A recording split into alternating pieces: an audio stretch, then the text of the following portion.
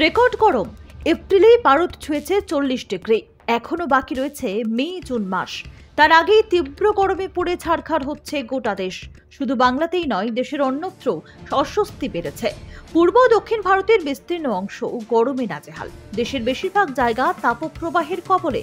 এমনকি যে সমস্ত জায়গায় কখনো এমন গরম পড়তে দেখা যেত না, সেখানেও এবছর তাপমাত্রা 40 ডিগ্রির কাছাকাছি পৌঁছে গিয়েছে। কোথাও পেরিয়ে গিয়েছে 40-এর গণ্ডিও। উষ্ণতা বাড়ছে সমুদ্র ঘেঁষা অঞ্চলেও। সাধারণত কেরল, তামিলনাড়ু, পশ্চিমঘাট সংলগ্ন মহারাষ্ট্র, বেঙ্গালুরুতে এই ধরনের গরম অন্য বছরে পড়ে না। সমুদ্রের ধারে সারা বছরই মনোরম নাতিশীতোষ্ণ আবহাওয়া থাকে। সেখানে এই বছর এপ্রিলে তাপমাত্রা 38 থেকে 41 ডিগ্রির মধ্যে ঘোরাফেরা করছে। এর মধ্যে বেশ কয়েকটি এলাকা থেকে গরমে মৃত্যুর খবরও মিলছে। কেরলের আলাপ্পুঝা মনোরম প্রাকৃতিক সৌন্দর্য এবং আবহাওয়ার কারণে পর্যটকদের কাছে জনপ্রিয়।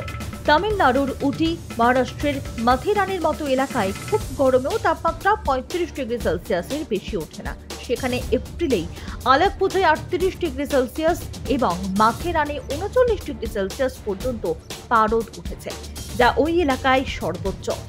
লাক্ষাদ্বীপের আমিনিদিভিতে এখনো পর্যন্ত এপ্রিলের সর্বোচ্চ তাপমাত্রা 36.6 ডিগ্রি সেলসিয়াস রেকর্ড হয়েছে, যা বিরল। অন্ধ্রপ্রদেশের আরোগ্যভারামে তাপমাত্রা ছাড়িয়ে গিয়েছিল 41 ডিগ্রির গণ্ডি, ইতিহাসে যা প্রথম। এছাড়াও ওড়িশার কটক, তামিলনাড়ুর ধর্মপুরী, পশ্চিমবঙ্গের ক্যানিং, ডায়মন্ড হারবারে এপ্রিলের তাপমাত্রা ঘোরাফেরা করেছে 41 থেকে 43 ডিগ্রি সেলসিয়াসের মধ্যে। বৃষ্টি নিয়ে সুখবর তো মেলেইনি, উল্টে মৌসুম ভবনের পূর্বাভাস বলছে আগামী 5 দিন পূর্ব এবং দক্ষিণ ভারতের রাজ্যগুলিতে অস্বস্তি আরও বাড়ছে। চলবে তাপপ্রবাহ। পরিস্থিতির উন্নতি হওয়ার আপাতত কোনো সম্ভাবনাই নেই। অন্যদিকে গাঙ্গেয় পশ্চিমবঙ্গের তাপমাত্রাও আগামী দিনে আরও বাড়তে পারে বলে খবর। মৌসুম ভবনের পূর্বাভাস অনুযায়ী 1 মের আগে স্বস্তি মিলবে না। মে মাসে তাপমাত্রা কিছুটা কমতে পারে, তবে বৃষ্টি নিয়ে এখনই নিশ্চিত করে কিছুই বলা যাচ্ছে না। পশ্চিমবঙ্গের পাশাপাশি রাজস্থান, উত্তরপ্রদেশ, দিল্লি, বিহার প্রতিটা জায়গা এখন তাপপ্রবাহের কবলে। সকাল 11টার পর বাইরে না বেরোনোর পরামর্শ দেওয়া হচ্ছে। তবে এই তীব্র গরম শুধুমাত্র ভারতেই যে সীমাবদ্ধ তা কিন্তু নয়। গরমে পুড়ছে দক্ষিণ এবং দক্ষিণ পূর্ব এশিয়ার কোটি কোটি মানুষ।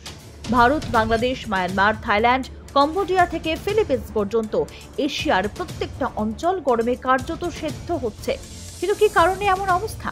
বিশেষজ্ঞরা মনে করছেন জলবায়ু পরিবর্তনের কারণেই তাপপ্রবাহ এমন দীর্ঘতর হচ্ছে।